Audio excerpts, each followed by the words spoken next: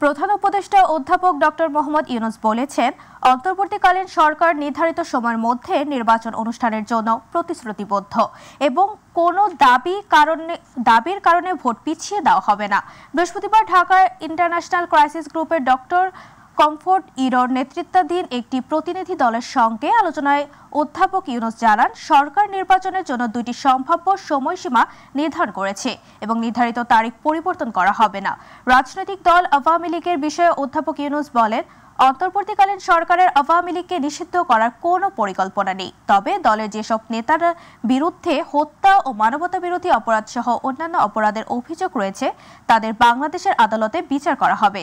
অধ্যাপক ইউনূস ভারতের সঙ্গে বাংলাদেশের শক্তিশালী সম্পর্ক গড়ে তোলার আকাঙ্ক্ষার কথাও জানান। তবে তিনি দুঃখ প্রকাশ করে বলেন যে বাংলাদেশ বিরোধী অপতথ্য প্রচারের একটি বড় অংশ ভারতীয় গণমাধ্যম থেকে আসছে।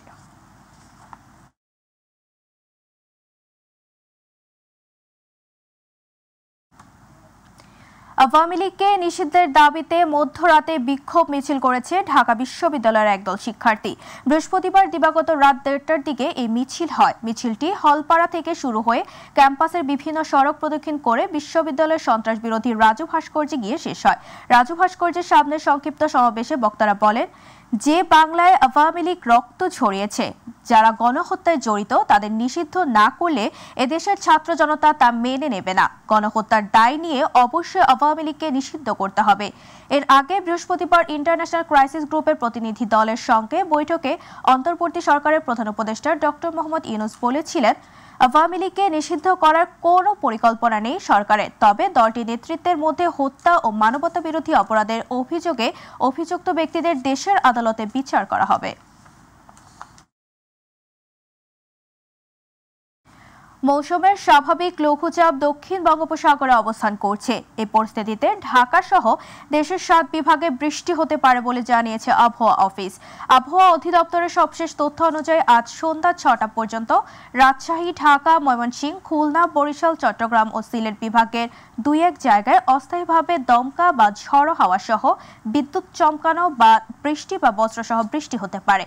সেই সঙ্গে কোথাও কোথাও বিক্ষিপ্তভাবে শিলাবৃষ্টি হওয়ার সম্ভাবনা রয়েছে। এছাড়া দেশের অন্য এলাকায় অস্থায়ীভাবে আংশিক মেঘলা আকাশ সহ আবহাওয়া প্রধানত শুষ্ক থাকতে পারে।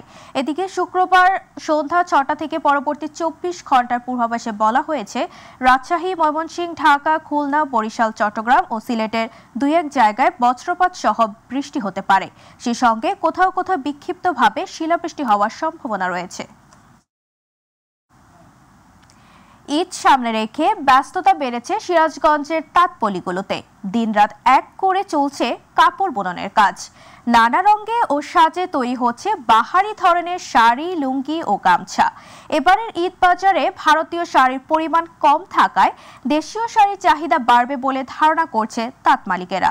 তবে শ্রমিক সংকটে প্রয়োজন মতো পণ্য উৎপাদন করতে পারছে না তারা। HA মোনায়েম খান এর রিপোর্ট, জানাচ্ছেন ইলিয়াস কমল।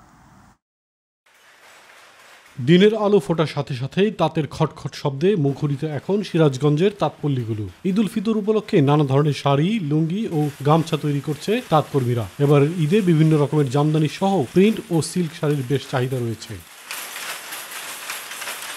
বাজারে ভারতীয় শাড়ি কম থাকায় এবার ঈদে দেশীয় শাড়ির চাহিদার সাথে সাথে উৎপাদনও বেশি হচ্ছে। গেল বছরগুলোর তুলনায় এবছর ব্যবসাও ভালো। তাঁত মালিকরা বলছেন, বাজার ভালো থাকায় এবার আশা করছেন ভালো ব্যবসা হবে। তবে শ্রমিক সংকটের কারণে প্রয়োজনীয় উৎপাদন করতে পারছে না বলেও জানান তিনি। ঈদকে ঘিরে আমাদের একটা ব্যাপক প্রস্তুতি থাকে, কারণ আমাদের ফ্যাক্টরির জগতে সবচেয়ে বেশি আমাদের বিক্রি হয় হলো এই রোজার ঈদে, এবং এই রোজার ঈদের যে বিক্রিটা হইলে আমরা মনে ভাবি যে সারা বছরের একটা সুফল আমরা পাই। অসুবিধা কিছু কিছু ক্ষেত্রে দাঁড়ায় ঈদের আসলে গারেই কিছু অসাধু ব্যবসায়ী কাঁচামালগুলা, সুতা, রং এগুলা হুট করে দাম বৃদ্ধি করে, এতে অনেক তাঁতি ক্ষতিগ্রস্ত হয়। শ্রমিক সংকট, জিনিসপাতির দাম বেশি, সুতার দাম বেশি, রঙের দাম বেশি, জরির দাম বেশি, সব কিছুর দাম বেশি। সেই ক্ষেত্রে আমাদের কাপড়ের দাম বাড়ে নাই, কাপড়ের চাহিদা আছে। তাঁত শ্রমিকরা বলছেন, বাজারে সবকিছুর দাম বৃদ্ধি হলেও আমাদের মজুরি বৃদ্ধি হয়নি। তাই কম আয় হওয়ায় দক্ষ ও নতুন তাঁত শ্রমিকরা পেশা পরিবর্তন করতে বাধ্য হচ্ছেন। আগেও হাতে বুনাইছি, এখনো হাতেই বুনাই। আগেও যে মজুরি আছিল, এখনো ওই মজুরি। তাহলে দ্রব্য মূল্যের দাম তো একেবারে ঊর্ধ্বগতি, কেনার নাগালের বাইরে। আমার তো চলার মতন কোনো পথই নাই। আমি 30 বছরে তাঁত বুনাই, হাতে তাঁত। আগে ভালো চলছে, এখন জিনিসপাতির দাম বেশি, এখন এই কাম করে খাই। শ্রমিক মনে করেন যে আবার এই শ্রমিক আগের মজুরি আসছিল 300-350 টাকা মজুরি আসছিল, এখন মজুরি 220 টাকা দেয়। তাহলে এখন আমাদের এই মেশিন চালায় কাজ করে আমাদের মানে সংসার চলে না, চালানো কষ্ট হয়। তাঁত বা পার্লমে কাজ করে আগে সংসার ভালোভাবে চলেও কিছু টাকা বাঁচত আর কি, কিন্তু এখন একটা তাঁত শ্রমিক একা ইনকাম করে সংসার চালাইতে পারে না। সিরাজগঞ্জ চেম্বার এন্ড কমার্সের পক্ষ থেকে রং ও সুতা সহ তাঁত উপকরণের বাজার নিয়ন্ত্রণ করার জন্য বস্ত্র মন্ত্রণালয়ে সুপারিশ করার কথা বলা হয়েছে। এছাড়া এবার ঈদে জেলার বিভিন্ন হাটে ব্যবসায়ীদের নিরাপত্তা গুরুত্ব সহকারে দেখা হবে বলেও জানানো হয়। বস্ত্রমন্ত্রীর কাছে অনুরোধ করব যে যদি রঙের দাম এবং সুতার দাম একটা নির্দিষ্ট ইয়ের মধ্যে রাখা যায়, আওতার মধ্যে রাখা যায়, তাহলে আমাদের সিরাজগঞ্জের তাঁতিরা আরও লাভবান হবে, আরও কাপড় ভালো উৎপাদন করতে পারবে। সিরাজগঞ্জ জেলার সদর, বেলকুচি, এনায়েতপুর, শাহজাদপুর, উল্লাপাড়া ও চৌহালি উপজেলায় পাওয়ারলুম ও হ্যান্ডলুম তাঁত রয়েছে অন্তত 5 লাখ। সরাসরি তাঁত শিল্পের সঙ্গে যুক্ত রয়েছেন কমপক্ষে 13 লাখ মানুষ। ইলিয়াস কমল, মাইটিভি। বরিশাল নদী বন্দরে বিগত সরকারের সময়ে করা কয়েক কোটি টাকার সোলার প্যানেল প্রকল্প পড়ে আছে অযত্ন আর অবহেলায়। নির্মাণের পর ব্যবহার না হওয়ায় নষ্ট বোর্ড, ব্যাটারি আর মেশিন যেন গলার কাটা বন্দর কর্তৃপক্ষের। হোলি রুটের এসব প্রকল্পে ক্ষিপ্ত নগরবাসী। নদী বন্দর ঘুরে পারভেজ রাসেলের রিপোর্টে বিস্তারিত। 2012 সালে বাংলাদেশ অভ্যন্তরীণ নৌ পরিবহন কর্তৃপক্ষ BIWTA বরিশালে আধুনিক নদীবন্দর টার্মিনাল নির্মাণ করেন। দুর্যোগকালীন সময়ে বিদ্যুৎবিহীন হলেও লঞ্চ টার্মিনাল সহ পুরো বন্দর এলাকা আলোকিত রাখতে ভবনের ছাদে 36টি সোলার প্যানেল, 60টি ব্যাটারি ও মেশিন স্থাপন করা হয় কয়েক কোটি টাকা ব্যয়ে। বিগত সরকারের হরিলুটের এসব প্রকল্প আজ পড়ে আছে মুখ থুবড়ে। আলোকিত সোলার প্যানেল পড়ে আছে অন্ধকারে। প্রতিদিনই নষ্ট হচ্ছে ইলেকট্রিক ডিভাইস। জনগণের টাকার সরকারি ভবনে এসব প্রকল্প নিয়ে সংশ্লিষ্টদের দায়সারাভাবে হতাশ নগরবাসী করছেন ক্ষোভ প্রকাশ। আমি দেখি না সোলার প্যানেল থেকে আমাদের কোনো কাজে আসছে।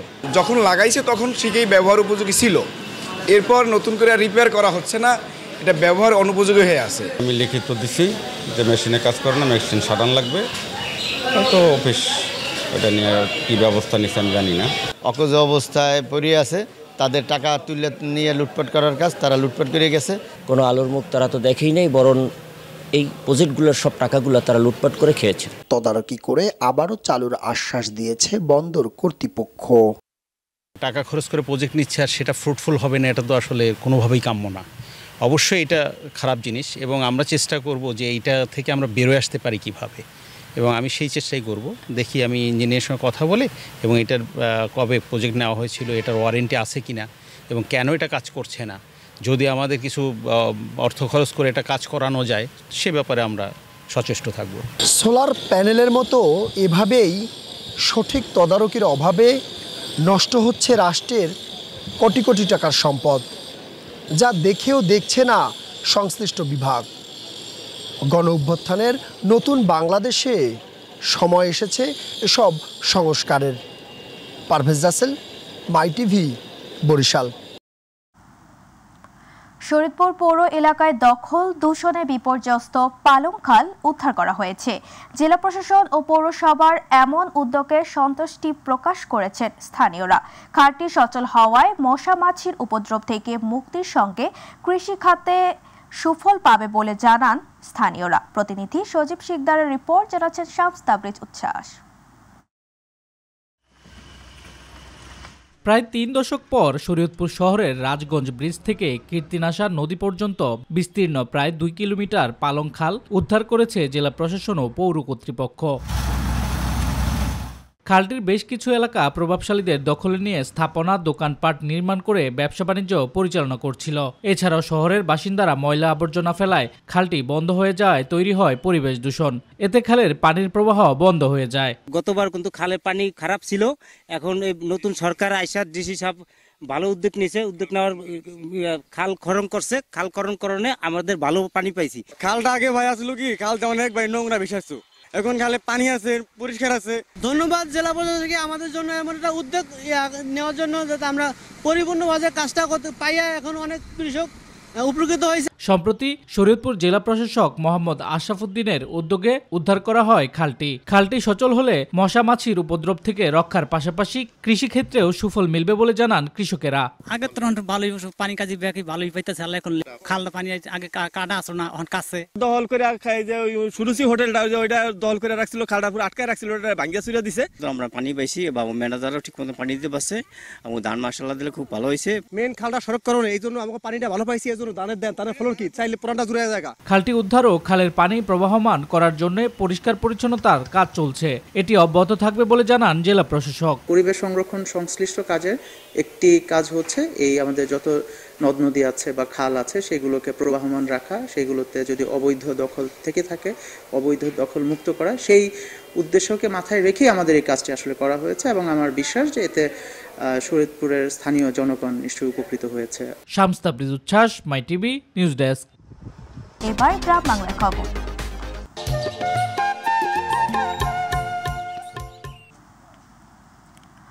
জাতীয় নাগরিক পার্টির আহ্বায়ক নাহিদ ইসলাম বলেছেন, ফ্যাসিবাদীরা পিছু হটলেও পুরান রাজনীতির অনেক উপাদান আমাদের রাজনৈতিক দলগুলোর চেতনায় রয়েছে। তিনি বলেন, সংস্কার এর মাধ্যমে আমরা নতুন বাংলাদেশের দিকে যেতে যাচ্ছি। যারা পরিবর্তন চায়নি তাদের কিন্তু বাংলাদেশ থেকেই বিতাড়িত হতে হয়েছে। পরিবর্তনের সাথে যারা তাল মিলাতে পারবে না তারা কালের গর্ভে হারিয়ে যাবে। বৃহস্পতিবার নগরীর বরিশাল ক্লাব মিলনায়তনে দলটির নেতাকর্মী এবং সাংবাদিকদের সাথে মতবিনিময় সভা অনুষ্ঠানে এসব কথা বলেন তিনি। এ সময় উপস্থিত ছিলেন এনসিপি যুগ্ম আহ্বায়ক আরিফুল ইসলাম আদিব, মুজাহিদুল ইসলাম শাহিন সহ বরিশাল জেলা, মহানগর এবং সকল উপজেলার দায়িত্বশীলরা। খুব স্পষ্টভাবে বলেছি যে আমাদের গণ অভ্যুত্থান এবং আমাদের বর্তমান যে যাত্রা সেটি হচ্ছে পুরনো বন্দোবস্তের পরিবর্তন ঘটিয়ে নতুন রাজনৈতিক বন্দোবস্ত প্রতিষ্ঠা করা। এখন ফ্যাসিবাদীরা পিছু হটলেও পুরনো বন্দোবস্তের অনেক উপাদান আমাদের বিদ্যমান রাজনৈতিক দলগুলোর ভিতরেও রয়েছে, তাদের চিন্তা চেতনার মধ্যেও রয়েছে। আমরা আহ্বান জানাবো যে নতুনত্বকে গ্রহণ করতে, জনগণের এবং গণ অভ্যুত্থানের আকাঙ্ক্ষাকে ধারণ করে আমরা যে নতুন দিনের কামনা করছি, সংস্কারের মাধ্যমে নতুন বাংলাদেশের দিকে যেতে যাচ্ছি, সেই বিষয়ের দিকে যাতে আমরা যাই। কারণ যারা পরিবর্তন চায়নি তারা কিন্তু বাংলাদেশ থেকে বিতাড়িত হতে হয়েছে। জামালপুরে বিপুল পরিমাণ ফেন্সিডিল ও ভারতীয় মদ সহ ৩ জনকে আটক করেছে পুলিশ। বৃহস্পতিবার রাতে জামালপুর সদর থানায় এক প্রেস ব্রিফিংয়ে বিষয়টি নিশ্চিত করেন অতিরিক্ত পুলিশ সুপার মাসুদ আনোয়ার। তিনি বলেন, গোপন সংবাদের ভিত্তিতে শহরের জামালপুর মেডিকেল কলেজ সংলগ্ন পতিত জায়গায় অভিযান চালিয়ে একটি ড্রাম ট্রাকের উপর 2টি গাড়ির ভেতরে থাকা 9টি বস্তা থেকে 1434 বোতল ফেন্সিডিল ও 24 বোতল ভারতীয় মদ উদ্ধার করে পুলিশ। অতিরিক্ত পুলিশ সুপার আরও বলেন, মদ সহ গাড়ি 3টিও জব্দ করা হয়েছে। গ্রেফতারকৃতদের বিরুদ্ধে জামালপুর সদর থানায় মামলা দায়েরের প্রক্রিয়াধীন রয়েছে। প্রেস ব্রিফিংয়ে জেলা বিশেষ শাখার পুলিশ পরিদর্শক মোহাম্মদ রাশেদুল হাসান, সদর থানার ভারপ্রাপ্ত কর্মকর্তা আবু ফয়সাল, মোহাম্মদ আতিক সহ অন্যান্যরা উপস্থিত ছিলেন। এবং একজন পালিয়ে যায়। তাদেরকে জিজ্ঞাসাবাদে জানা যায় যে তারা সকলেই মেরামদহের অধিবাসী। এই ব্যাপারে পুলিশের তদন্ত কার্যক্রম অব্যাহত আছে এবং এটা মাদকের উৎসটা কোথায় এবং মাদক কোথায় যাবে তাদেরকে জিজ্ঞাসাবাদের মাধ্যমে আমরা প্রকৃত সত্য উদ্ঘাটন করতে সক্ষম হব। পবিত্র ঈদ উল ফিতর উপলক্ষে টাঙ্গাইলের মধুপুরে সরকারের দেওয়া বিনামূল্যে বিজিএফ এর চাল বিতরণ কার্যক্রমের উদ্বোধন করা হয়েছে। উপজেলার মির্জাবাড়ি, মহিষমারা, আউশনাড়া, কুড়ালিয়া সহ বিভিন্ন ইউনিয়ন পরিষদে এই চাল বিতরণ কার্যক্রমের উদ্বোধন করেন মধুপুর উপজেলা প্রকল্প বাস্তবায়ন কর্মকর্তা রাজীব আল রানা। উপজেলা প্রকল্প বাস্তবায়ন কর্মকর্তা রাজীব আল রানা জানান, মধুপুর উপজেলার 11টি ইউনিয়নে মোট 18,553টি হতদরিদ্র পরিবারের মাঝে 10 কেজি হারে 185.530 মেট্রিক টন চাল বিতরণ করা হবে। টাঙ্গাইলে মধুপুর সরকারি কলেজের 2025 সালের এইচএসসি পরীক্ষার্থীদের পরীক্ষা কেন্দ্র পরিবর্তনের প্রতিবাদে মধুপুর সরকারি কলেজের শিক্ষার্থীরা বিক্ষোভ মিছিল করেছে ও স্মারকলিপি দিয়েছে উপজেলা নির্বাহী অফিসারের কাছে। বৃহস্পতিবার টাঙ্গাইলে মধুপুরের শিক্ষার্থীরা ঢাকা টাঙ্গাইল জয়দেবপুর জামালপুর মহাসড়ক প্রদক্ষিণ শেষে উপজেলা পরিষদের সামনে গিয়ে এক সংক্ষিপ্ত সমাবেশ করে। পরে উপজেলা নির্বাহী অফিসারের কাছে একটি স্মারকলিপি দেন তারা। বিক্ষুব্ধ শিক্ষার্থীরা পরে বিক্ষোভ মিছিল দিয়ে মধুপুর বাস স্ট্যান্ডের আনারস চত্বরে গিয়ে ঢাকা ময়মনসিংহ সড়ক অবরোধ করেন। এ সময় প্রায় ঘণ্টাব্যাপী যান চলাচল বন্ধ হয়ে যায়। এ সময় বক্তব্য দেন মধুপুর সরকারি ডিগ্রি কলেজের শিক্ষার্থী রজব, কুরবান আলী, জিহাদ, হাসিবুল, আব্দুল্লাহ, জেসমিন ও মাহমুদা সহ অন্যান্যরা।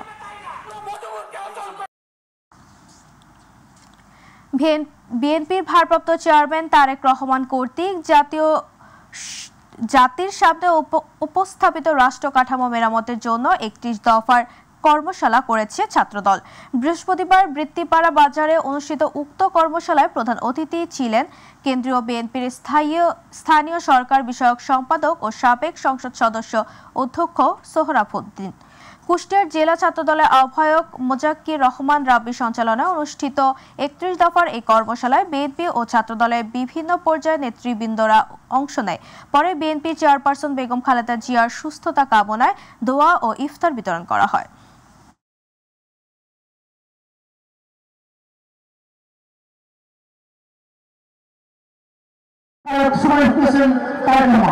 এক ব্যক্তি 2 বলের বেশি প্রধানমন্ত্রী হতে পারবে না, 2 বলের বেশি।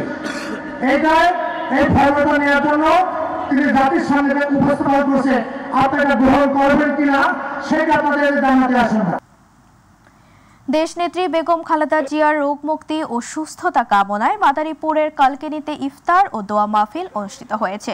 বৃহস্পতিবার উপজেলার এনায়েতনগর, পূর্ব এনায়েতনগর, আলীনগর, বাঁশগাড়ী ও লক্ষ্মীপুর ইউনিয়ন বিএনপি অঙ্গ ও সহযোগী সংগঠনের আয়োজনে এই ইফতার ও দোয়া মাহফিল অনুষ্ঠিত হয়।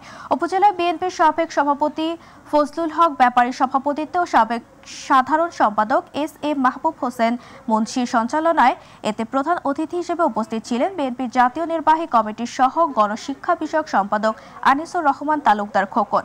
এ সময় উপজেলা বিএনপির সিনিয়র নেতৃবৃন্দ, যুবদল, স্বেচ্ছাসেবক দল ও ছাত্রদলের নেতাকর্মীরা উপস্থিত ছিলেন। গাজীপুর সাংবাদিক ইউনিয়নের আয়োজনে জেলা পরিষদ মিলনায়তনে ইফতার ও দোয়া মাহফিল হয়েছে। উক্ত ইফতার ও দোয়া মাহফিলে গাজীপুর সাংবাদিক ইউনিয়নের সভাপতি এইচ.এম. দেলোয়ার হোসেনের সভাপতিত্বে ও সাধারণ সম্পাদক মোহাম্মদ হেদায়েত উল্লাহর সঞ্চালনায় প্রধান অতিথি হিসেবে উপস্থিত ছিলেন বাংলাদেশ ফেডারেল সাংবাদিক ইউনিয়নের ভারপ্রাপ্ত সভাপতি ওবায়দুর রহমান শাহীন। প্রধান বক্তা হিসেবে উপস্থিত ছিলেন বাংলাদেশ ফেডারেল সাংবাদিক ইউনিয়নের মহাসচিব কাদের গনি চৌধুরী, গাজীপুর প্রেস ক্লাবের সাধারণ সম্পাদক শাহ শামসুল হক রিপন সহ গাজীপুর সাংবাদিক ইউনিয়নের সকল সদস্য সাংবাদিকরা।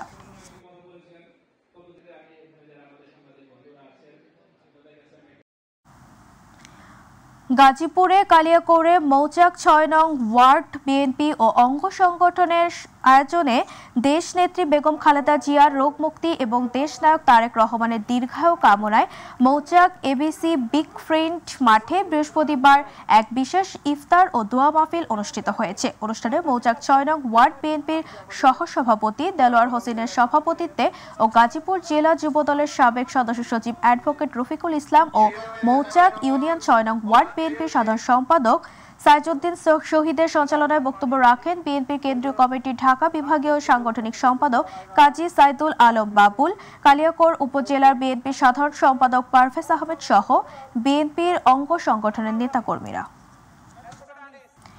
পটুয়াখালীতে ধর্ষিতার পরিবারের সাথে টেলিফোনে কথা বলেছেন বিএনপির ভারপ্রাপ্ত চেয়ারম্যান তারেক রহমান।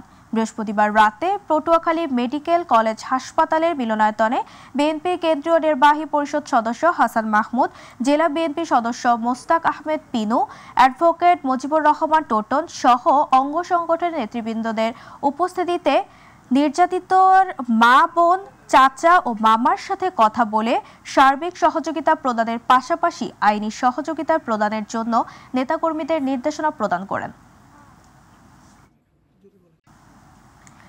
ব্রাহ্মণবাড়িয়ায় বাংলাদেশ শ্রমিক কল্যাণ ফেডারেশন জেলা শাখার দ্বিবার্ষিক সম্মেলন অনুষ্ঠিত হয়েছে।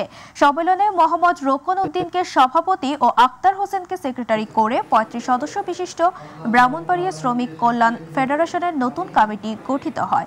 বৃহস্পতিবার শহরের ভাদুঘরে আল হেরা কমপ্লেক্সে আয়োজিত সম্মেলনে প্রধান অতিথি ছিলেন বাংলাদেশ শ্রমিক কল্যাণ ফেডারেশনের কেন্দ্রীয় সহকারী সেক্রেটারি জেনারেল আব্দুস সালাম। বাংলাদেশ শ্রমিক কল্যাণ ফেডারেশনের জেলা শাখা সভাপতি আমিনুল ইসলাম এর সভাপতিত্বে বিশেষ অতিথি ছিলেন জেলা শাখার প্রধান উপদেষ্টা মাওলানা মোবারক হোসেন আকন্দ, ঢাকা মহানগর দক্ষিণের সেক্রেটারি জুবায়ের আল মাহমুদ। পরে প্রধান অতিথি নবগঠিত কমিটিকে শপথ বাক্য পাঠ করান। এবারে ৪০০ বছরের পুরনো এক মসজিদের খবর। সময়ের পরিক্রমায় বাংলা অঞ্চলের আসা বিভিন্ন শাসক গোষ্ঠী ঐতিহাসিক স্থাপত্য ও দৃষ্টিনন্দন কিছু কাজের ছাপ রেখে গেছেন, যা পরবর্তীতে ইতিহাসের গুরুত্বপূর্ণ অধ্যায়ের স্থান করে নিয়েছে। মোগল আমলের তেমনই একটি ঐতিহাসিক স্থাপত্য ফেনীর ছাগলনাইয়া উপজেলার মাটিয়া গোধা গ্রামের চাঁদগাজী ভুইয়া জামে মসজিদ। মসজিদের দেওয়ালে লেখা নির্মাণসাল অনুযায়ী এই স্থাপত্যের সময়কাল ৪০০ বছরের বেশি। প্রতিনিধি আমিন চৌধুরী রিপোর্ট জানাচ্ছেন আতিকুর রহমান তিতাস। মোগল আমলের প্রখ্যাত ব্যক্তি চাঁদগাজী ভুইয়া ছিলেন বাংলার ১২ ভূঁইয়াদের একজন। তার নাম অনুসারেই ঐতিহাসিক চাঁদগাজী ভুইয়া জামে মসজিদ প্রতিষ্ঠিত হয়েছে। প্রাচীন এ মসজিদে এখনও নিয়মিত নামাজ আদায় করেন মুসল্লিরা। মসজিদের অবকাঠামো প্রায় একই রকম। মসজিদটির এক সারিতে ৩টি গম্বুজ রয়েছে, যার মধ্যে মাঝখানের গম্বুজটি আকারে বড়। মসজিদের সৌন্দর্য বৃদ্ধিতে গম্বুজের ওপর পাতা ও নয়নাভিরাম নকশা করা হয়েছে। দরজার ওপরে রয়েছে টেরাকোটার নকশা। ২৮ শতক জায়গার উপর নির্মিত দৃষ্টিনন্দন এই মসজিদটি মধ্যযুগীয় রীতি অনুযায়ী চুন, সুরকি ও ক্ষুদ্র ইট দিয়ে তৈরি। মসজিদের ছাদে রয়েছে ৩টি সুদৃশ্য বড় গম্বুজ এবং প্রাচীন এ মসজিদের চারপাশের দেয়ালে রয়েছে সুনিপুণ কারুকাব্য। জাদুঘর থেকে লোকজন আসছিল দেখার জন্য, আসি দেখি গেছে। আমরা বলছি ভাই আমাদের মসজিদে কাজের দরকার, কয় ঠিক আছে আমরা কিছু কাজ করে দিব। তো কাজ কিন্তু ভালো হয় নাই, ৩ নম্বর কাজে গেছে বই। এখন রংগুলা মানুষের গায়ে লাগিয়ে যায়, শুধু ইটগুলা গুলি ফানির মধ্যে বেড়াই দিয়ে লাগাই দিছে। এখন ইট ফাটের রংগুলা মানুষের গায়ে লাগিয়ে যায়, আর রংগুলা জোরে জোরে পড়ে যেতেছে। উনি এটা করে গেছেন বাংলার ১২ ভূঁইয়ার এক ভূঁইয়া চাঁদগাজী ভূঁইয়া। উনি এটা ঐতিহ্যবাহীভাবে এটা করে গেছেন। বর্তমানে এটা অবহেলিত। সরকারের কাছে আমার অনুরোধ থাকবে রাস্তাটা অর্থাৎ যোগাযোগের ব্যবস্থাটা সুরক্ষিত করে মসজিদটাকে আরো সুন্দর এবং আকর্ষণীয় করে, যেহেতু পর্যটকেরা এখানে আসেন বিভিন্ন দেশের বিভিন্ন স্থান থেকে। চাঁদগাজী ভূঁইয়ার এক বংশধর বলেন, মসজিদটি এ অঞ্চলের ইতিহাস ঐতিহ্যের অংশ। সংস্কার করলে এই জনপদের ঐতিহাসিক স্থাপত্য টিকে থাকবে। তাহলে আমাদের সাবজেক্ট ভূঁইয়ার আওলাদ হিসেবে আমাদের কাছে এমন তৌফিক নেই যে এত একটা মসজিদকে এখন সংস্কার করা। তো সেটাই জন্য আমরা সরকারের কাছে আকুল আবেদন যে আপনারা এই কাজগুলা, ঐতিহ্যবাহী এই কাজগুলা জনসাধারণের জন্য উন্মুক্ত করে দিয়ে এটা সুন্দরভাবে যাতে কাজগুলো হয়, আপনারা সেই দিকে একটু খেয়াল করেন। ঐতিহাসিক চাঁদগাজী ভূঁইয়া মসজিদটি ১৯৮৭ সালে প্রত্নতাত্ত্বিক বিভাগের গেজেটভুক্ত হয়। ১৯৯২ সালে প্রাচীন স্থাপত্য হিসেবে মসজিদের কিছু অংশের সংস্কার করা হয়। সর্বশেষ ১৯৯৪ সালে মসজিদের বাকি অংশ সংস্কার করা হয়েছিল। প্রত্নতত্ত্ব অধিদপ্তর কিন্তু এই চাঁদগাজী মসজিদটির সার্বিক তত্ত্বাবধান করে থাকেন এবং আমরা স্থানীয়ভাবে যে তথ্য নিয়ে জেনেছি যে ওনারা এই কাজগুলো করেন। তো আমরা ওনাদের সাথে যোগাযোগ করছি যাতে এই মসজিদের রক্ষণাবেক্ষণের কাজটি দ্রুত এটি করা যায়। আতিকুর রহমান তিতাস, মাই টিভি।